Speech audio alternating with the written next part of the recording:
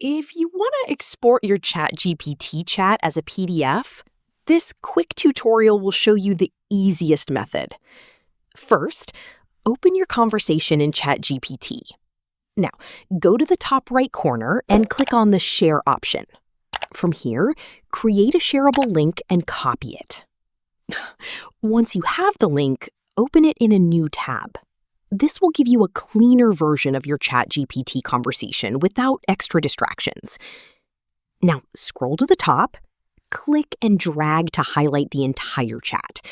You may need to scroll down while selecting to capture everything. Next, right-click and select Print.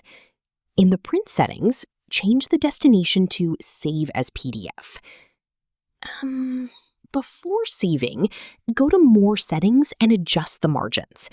Set it to None or Minimum so all your text fits properly on the page. You can also tweak the scale if needed to improve the layout. Once everything looks good, click Save, choose your location, and your ChatGPT chat history will be downloaded as a PDF file.